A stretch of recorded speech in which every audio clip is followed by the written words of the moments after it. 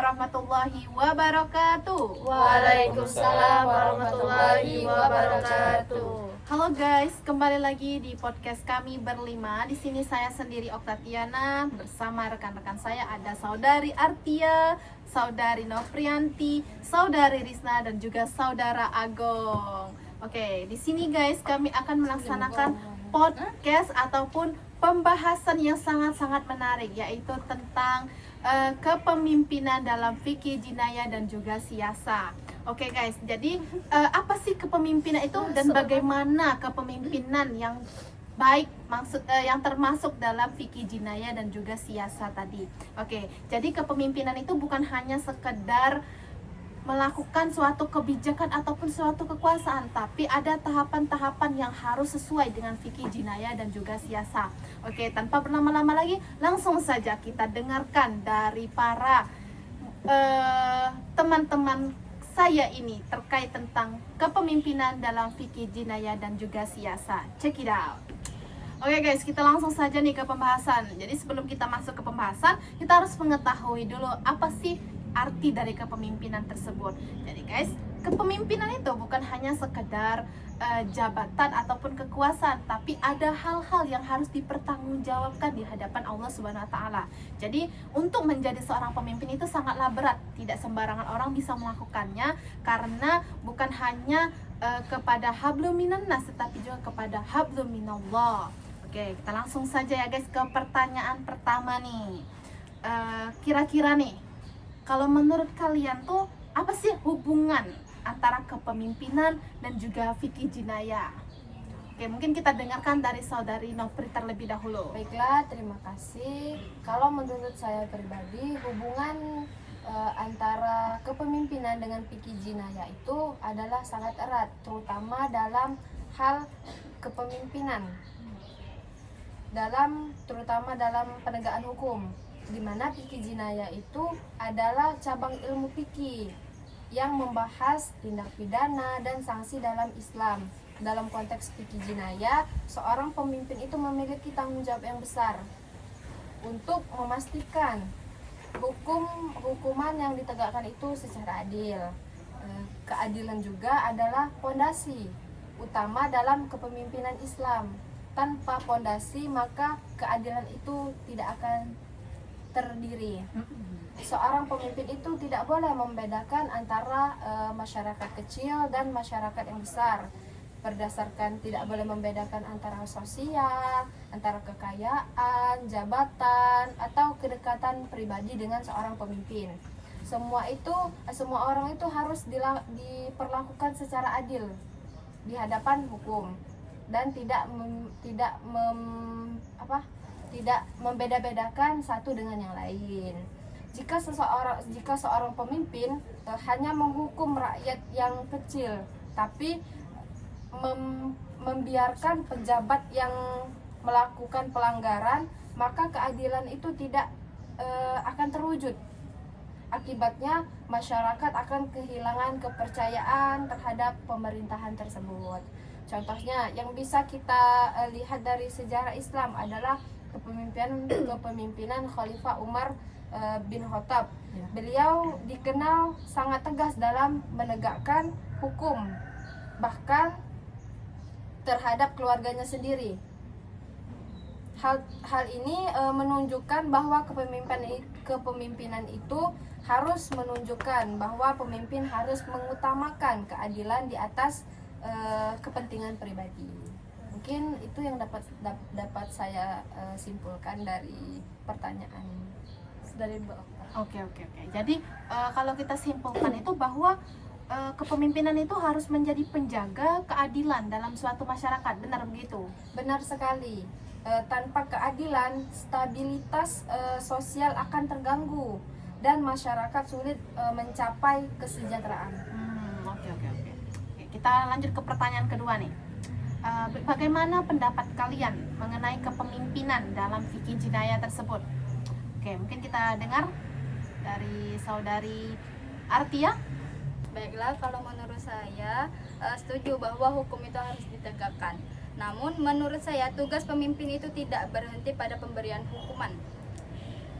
kepemimpinan juga harus mencegah terjadinya kejahatan.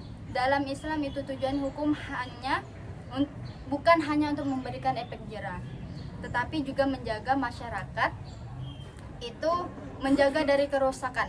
Oleh karena itu, seorang pemimpin harus memperhatikan faktor-faktor, ada juga faktor-faktor dari kejahatan tersebut, mungkin bisa jadi dari kemiskinan atau pengangguran atau rendahnya pendidikan dan juga lemahnya pemahaman. Terpentingnya itu pemahaman keagamaan mereka tersebut. Nah, misalnya jika banyaknya terjadi pencurian karena masyarakat kesulitan memenuhi kebutuhan hidup, maka pemimpin harus mencari solusi tersebut. Nah, selain itu, pendidikan moral dan agama harus diperkuat. Generasi muda perlu diberikan pemahaman tentang nilai-nilai kejujuran, tanggung jawab, dan kepedulian sosial. Oke, jadi dari apa yang sudah dikatakan oleh Atia tadi, saya dapat simpulkan bahwa Anda ini melihat bahwa pencegahan itu lebih efektif dibandingkan hanya menghukum. Jadi sebegitu ya? Ya, menurut saya juga ini pencegahan kejahatan itu lebih penting daripada hukum. Soalnya kalau kejahatan bisa dicegah dari awal, itu tidak akan ada korban yang dirugikan dalam masyarakat, baik bisa hidup lebih aman. Karena kalau kejahatan bisa dicegah, itu tidak ada yang dirugikan, betul tidak? Betul. Nah, hukum memang penting untuk memberi efek jerah, tetapi akan lebih baik jika penyebab kejahatan bisa diatasi sehingga orang tidak sampai melakukan pelanggaran tersebut. Oke, sekarang ke Saudara Agung. Kita dengarkan pendapat dari Saudara Agung ya. Bagaimana sih kalau suatu kebijakan itu cuma menguntungkan sebagian kelompok lain, sedangkan kelompok lainnya tidak? Nah, itu gimana nih? Pemimpin itu harus mempertimbangkan manfaat dan mudarat suatu kebijakan. iya. Jika mudaratnya lebih besar daripada manfaatnya, maka kebijakan tersebut perlu dievaluasi kembali. Prinsip kemaslahatan harus menjadi prioritas utama. Oke, berarti perlunya adanya evaluasi dalam suatu sistem tersebut. Oke, kita lanjutkan ya. Menurut kalian nih, prinsip utama yang harus dimiliki oleh seorang pemimpin itu apa saja itu? Oke, menurut saya prinsip utama dalam fikih jinayah dan siasa itu diantaranya yaitu adalah musyawarah. Karena dengan adanya musyawarah, kepemimpinan ini akan berjalannya dengan lancar. Karena setiap pemimpin itu untuk mengarahkan atau memberi apa ya? Manfaat. Ya, manfaat untuk ke masyarakatnya ya. Terus juga pemimpin itu tidak boleh merasa paling benar, paling wow atau paling oke. Setiap apa yang disampaikannya. Jadi sebaliknya ia harus mendengar atau menerima pendapat dari masyarakatnya atau dari Semacam masukan ya? Iya, bisa jadi disebut dengan itu. Terus juga pemimpin jangan sampai dia itu waktu dia menyampaikan ke masyarakat, dia itu tidak mau mendengarkan ke masyarakatnya. Waktu masyarakat ini menyampaikan pendapatnya, pemimpin itu malah Tidak mendengarkan. iya betul.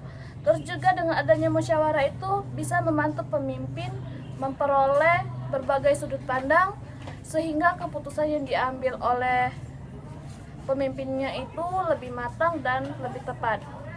Contohnya ketika ada masyarakat sedang menghadapi masalah ekonomi, jadi pemimpin itu memberi saran kepada para ekonomi. Contoh lainnya itu seperti dalam bidang pendidikan. Jadi pemimpin itu perlu mendengarkan saran dari kepemimpinan itu tentang soal pendidikan. Mungkin itu saja. Ngomong-ngomongin musyawarah, menurut Risna pribadi apakah musyawarah itu masih relevan untuk diterapkan dalam kepemimpinan modern saat ini? Oh, sangat relevan. Sangat. Iya. Oke. Karena pada saat zaman modern ini penting sekali adanya musyawarah itu, karena kembali lagi karena dengan adanya musyawarah, kepemimpinan pada zaman modern ini akan berjalannya dengan lancar. Mungkin itu saja. Oke. Jadi menurut kalian tuh keberhasilan kepemimpinan itu sangat bergantung pada kualitas moral pemimpin gitu? Ya. Ya. Menarik sekali. Ya. Jadi sini saya ingin bertanya langsung nih kepada kalian. Dari 5 aspek yang telah dibahas tadi, mana sih yang paling penting dalam kepemimpinan tuh? Oke, coba mungkin dari saudari Noprianti. Menurut saya pribadi itu yang paling penting itu adalah keadilan hukuman. Karena kenapa keadilan hukuman yang paling penting? Karena tanpa keadilan akan terjadinya kekacauan. Di dalam Jadi kalau suatu keadilan itu bakalan dalam kepemimpinan itu kacau. Ya, benar sekali. Jadi pemimpin itu harus adil kepada semua orang, tanpa membedakan antara yang masyarakat biasa maupun orang yang lebih dekat dengan kepemimpinan tersebut. Kalau menurut saudari Artia gimana nih tentang aspek tadi? Kalau menurut saya keadilan itu juga penting, tapi kalau bagi saya itu pencegahan, karena mencegah kan lebih baik daripada yang akan terjadi. Seperti itu kan. Ya. Nah, dengan pencegahan korban itu dapat tidak akan karena pencegahan itu dapat bisa terhindar dari kerugian masyarakat tersebut. Jadi kalau saya itu pencegahan. Tetapi keadilan juga penting, sama-sama penting. Ya. Kalau menurut saudara Agung gimana dong? Kalau saya lebih menekankan ke kemaslahatan umat sih, karena tujuan akhir kepemimpinan kan adalah untuk kesejahteraan masyarakat kan. Jadi kemaslahatan umat itu lebih penting menurut saya. Oke. Tapi bukan berarti pandangan teman-teman tadi nggak baik gitu loh. Ya. Nah, sekarang kalau menurut Rizna tuh gimana sih aspek tadi? Aspek keadilan tuh. Jadi menurut saya itu memang betul, dari keadilan, dari pencegahan kejahatan tadi ya. Ya. Terus apa tadi? Kemaslahatannya. Kemaslahatan umat. Ya, itu betul. Tapi kalau menurut saya itu harus memasukkan dengan adanya musyawarah. Karena dengan adanya musyawarah itu kepemimpinan itu bisa mengambil keputusan yang tepat, bisa mengarahkan kepada masyarakatnya apa yang harus mereka tindak lanjutkan pada ketindaklanjutan kepada masyarakat, supaya pemimpin memberikan keputusan yang baik dan lebih tepat kepada masyarakatnya. Mungkin itu, Pak. Oke. Kalau saya pribadi sih aspek yang paling utama itu pondasinya kan. Karena jika suatu pondasi utama itu moral kepemimpinan. Karena jika moralnya itu baik, maka otomatis aspek lainnya itu akan lebih mudah diwujudkan. Tapi semua ini bisa disatukan menjadi satu dalam berbagai aspek suatu kepemimpinan tadi. Oke, luar biasa, sudah disebutkan dari 5 aspek kepemimpinan menurut kami semua ini ya.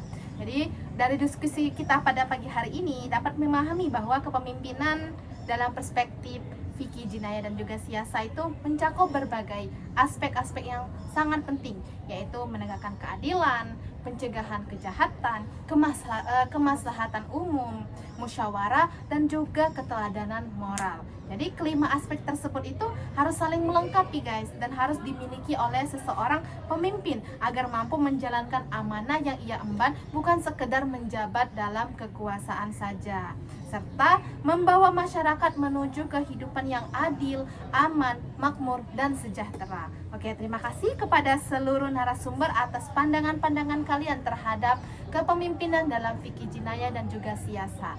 Saya selaku host dalam diskusi podcast kita pada pagi hari ini memohon maaf apabila ada salah kata. Kepada Allah saya memohon ampun, dan saya akhiri dengan wassalamualaikum warahmatullahi wabarakatuh. Bye. Bye-bye.